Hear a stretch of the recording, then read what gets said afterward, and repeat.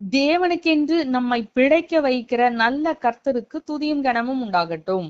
இந்த நாளுக்கான ஆதார வசனங்கள் ஜெபிக்க சங்கீதம் 119 175 என் ஆத்துமா பிழைத்திருந்து உம்மை துதிக்க கடவது. துதிக்க சங்கீதம் 63 4 என் ஜீவனுள்ள மட்டும் நான் உம்மை துதித்து உமது நாமத்தை சொல்லி கையெடுப்பேன். அவருடைய ஜனமாகிய நாம் எப்பொழுதும் அவரை துதித்து அவருடைய நாமத்தை பிரஸ்தாபப்படுத்துகிறவர்களாய் இருக்க வேண்டும்.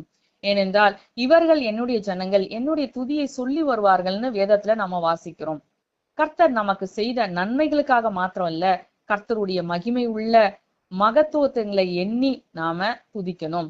அவருடைய சிருஷ்டிப்புகளுக்காக, அவர் செய்யற பலத்த கிரியைகளுக்காக, இப்படி ஒவ்வொன்னத்தையும் எண்ணி நம்முடைய ஆவியிலும் ஆத்துமாவிலையும் நம்ம கர்த்தரை துதிக்கணும். நம்முடைய உதடுகள் மாத்திரம் கர்த்தரை உயர்த்துறதா இல்லாம நம்முடைய ஆத்துமாவில இருந்து உண்மையாக கர்த்தருக்கு துதிகள் எழும்பணும்னு சொல்லி இந்த நாள்ல நாம் வாஞ்சியோடு காத்திருந்து ஜெபிக்கலாம். ஏன்னா கர்த்தர் நம்முடைய இருதயங்களை ஆராய்ந்து அறிகிற தேவனாய் இருக்கின்றபடியால் நாம உள்ளத்திலிருந்து துதிக்கிறது தான் அவர் விரும்புவாரு.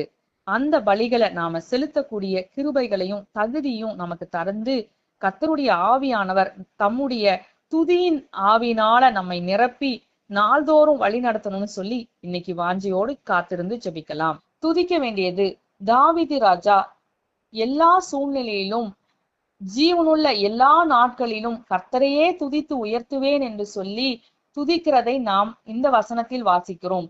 நாமும் தாவீது ராஜாவை போல கர்த்தரை எல்லா சூழ்நிலையிலும் எல்லா நாட்களும் உயர்த்தி துதிப்போமாக.